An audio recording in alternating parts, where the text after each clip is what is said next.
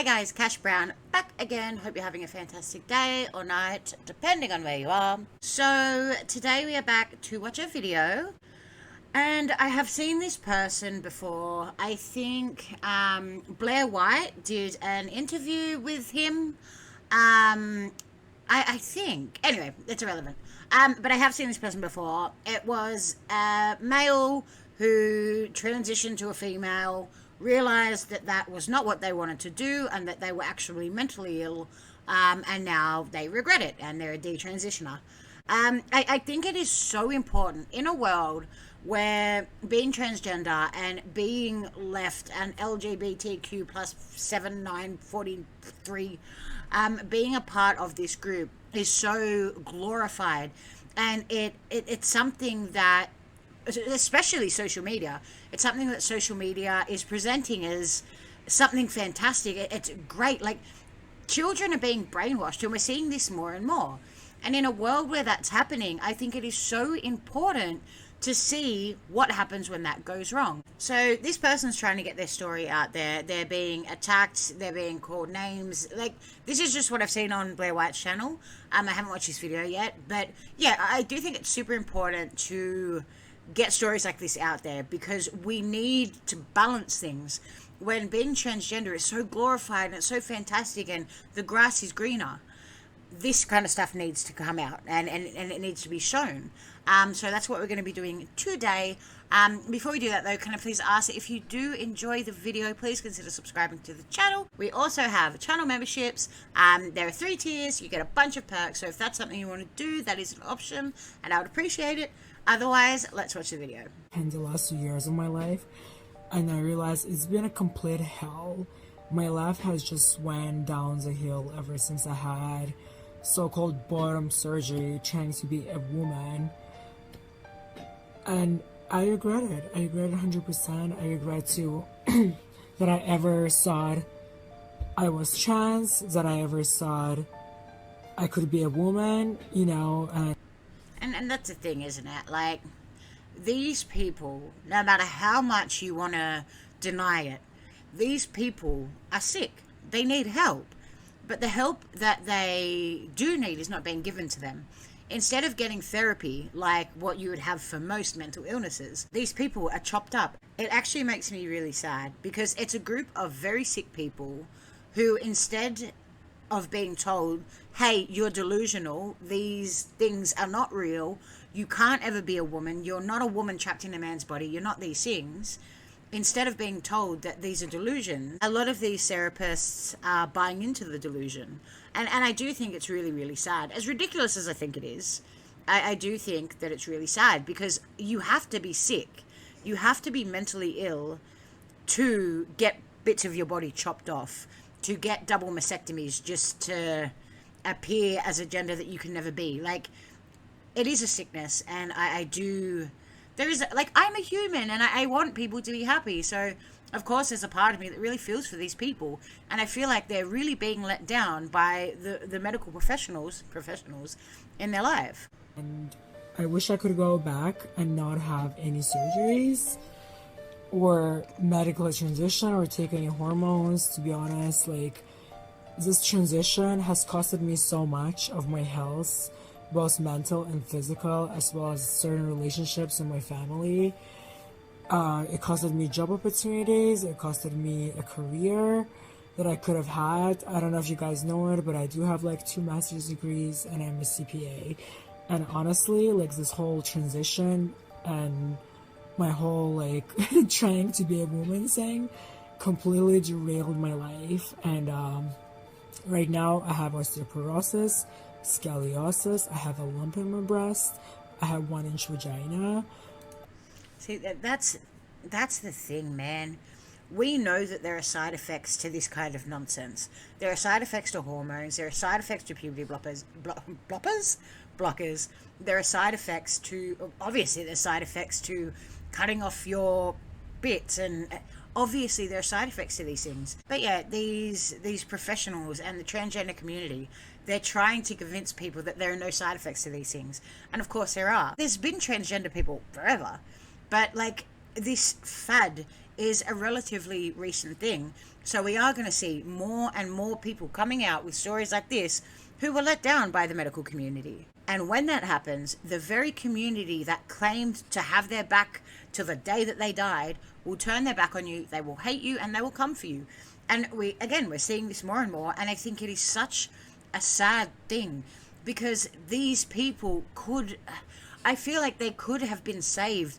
They could have been stopped from doing such extreme things to their body because they had problems upstairs. Like, someone should have helped them. And I think it's very, very sad.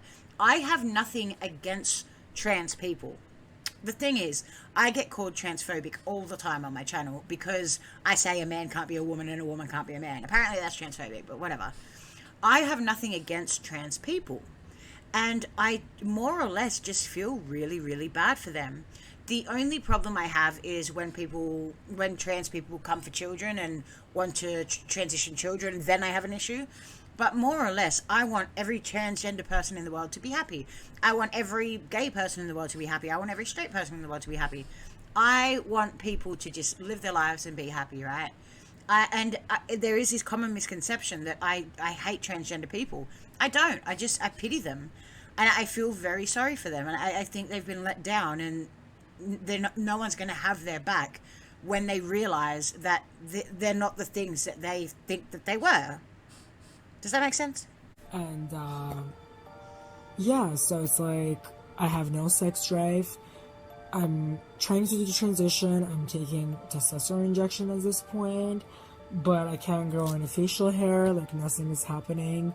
I mean, obviously I still like wearing makeup and stuff, but makeup and hair does not make a woman. Exactly. And that's the thing, right? Like, you can be a man who wants to wear makeup. Like, I still think, I have my thoughts on that, but you can be a man who wants to wear makeup. That doesn't mean you're transgender. Or you can be a woman who plays sports and doesn't like wearing dresses. That doesn't make you transgender. But this is what's happening, and this is why so many people...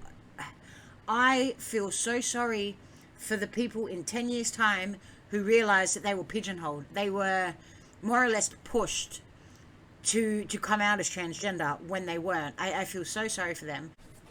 So I've been so delusional for all these years, and I just wish my family and friends weren't so supportive of my transition, and I wish they sat me down and talked to me and said, like, are you sure this is what you want to do? Maybe you'll grow out of this.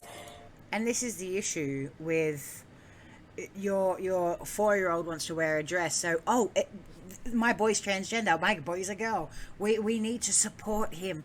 Like, you are doing so much damage. You need to challenge children. Children don't know what they want or need. That's why they're children, dude. That's why they have parents. That's why parental control is a thing. Like, I thought that I was a princess. Does that mean that I am a princess? I have so much to say. And all the things that I say are not gonna be like perceived well by trans community, but I don't care. I'm leaving trans community. At this point, I identify as non-binary person. Any pronoun is fine. If you see me as a man, that's fine. You can call me he. If you see me as a woman, you shouldn't. I'm not a woman. I thought I was one, but I'm not. And sorry, like, honestly, I just don't know what else to say. It makes me sad that he felt the need to say sorry.